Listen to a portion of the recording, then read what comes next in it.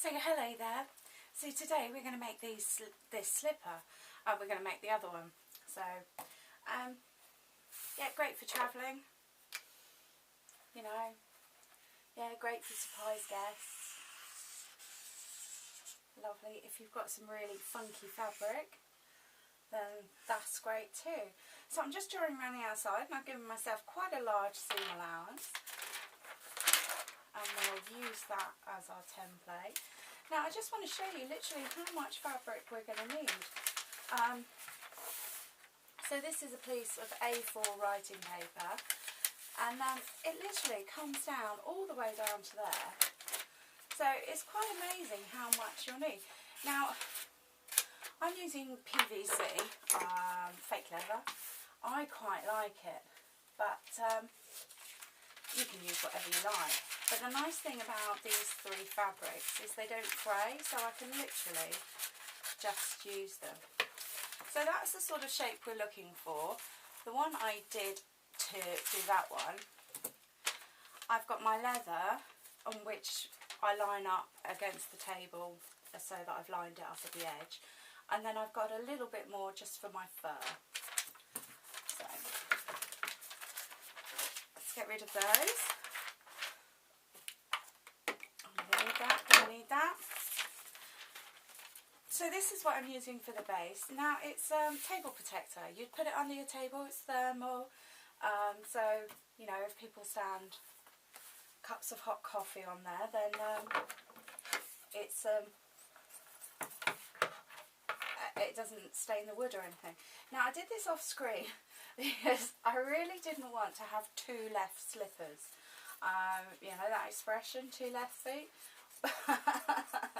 Yeah, I really didn't think that would be a good thing. So this is my PVC, and it is lined up with that line because I need it slightly smaller because I want a little furry lip. Now I got this PVC and I thought it was reasonable. I sort of £5 a metre. Now you could use this for the base if you wanted. I just like the other base because it's got a bit of grip. So I'm just getting the fur for the lining.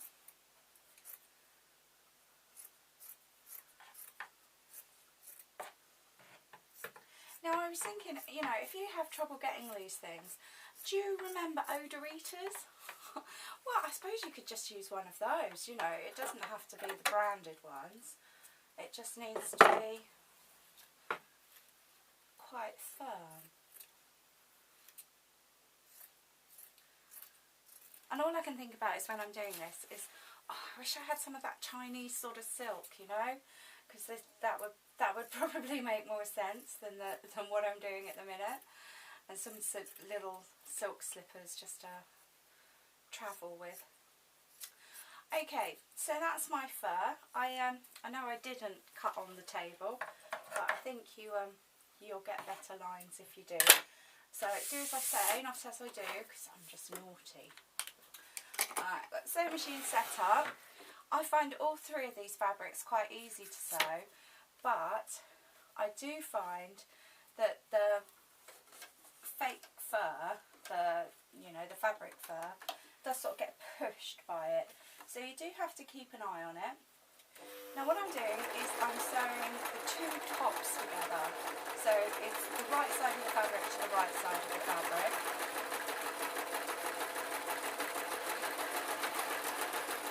Because with all projects, you sort of sew the bits together, and then the bits you can sew together.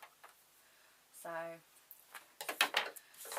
these bits need doing first. So here again, I've got the right side to the right side, and I'm just doing the base of the shoe, the heel part, because this is turned inside out, so you've got clean edges. Now I'm just keeping an eye on my machine, it doesn't push the fur out of the way. And you see what I mean, you know, it's not making any untoward noises. It's quite happy sewing these.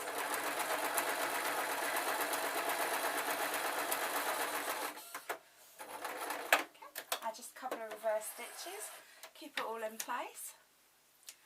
Lovely. This needs turning inside out now, which is really easy. And I'm just going to take a moment to sort of push it to the corners, because you just get a better finish. It'd be so much easier to do it now than it would be to do it when we've sewn up this great big hole.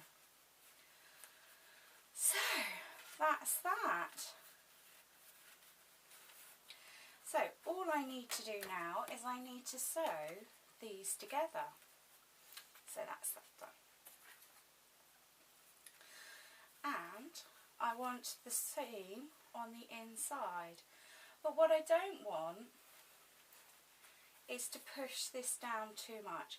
So I'm going to start the top, do halfway, start the top, do halfway, and then I'm going to trim it. Now, because we've got the fabric fur on the bottom, we do need to watch that we're not pushing it out of our way. So we're just doing the top, and then we have to literally pick that up and curve this round.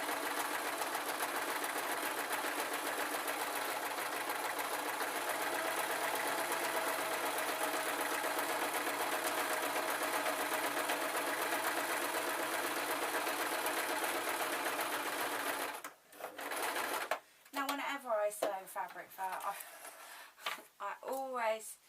I just turn it over and I check that I haven't actually just sewn fluff, because you can do, you know, and there's no point me denying it. It's just life.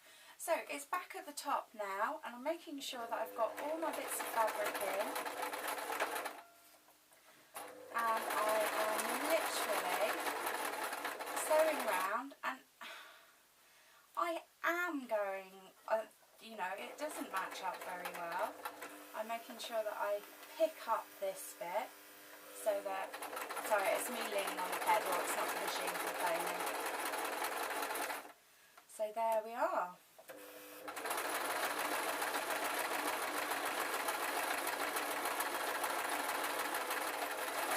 Now sometimes when you're sewing fake fabric fur, you can literally get your sewing machine foot caught up in all the fluff,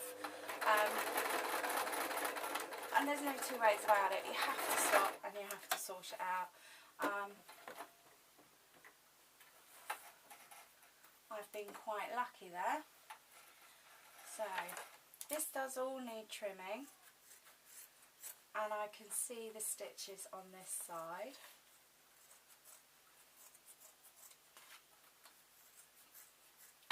Now, if I was concerned about it fraying, what I'd probably do is I would just stitch it around with bias binding foot. I might choose a fabric a bit lighter than the PVC, maybe just some stretch cotton, or even pre-bought bias binding. So it's not much of a reveal, is it? I'm turning a slipper inside out.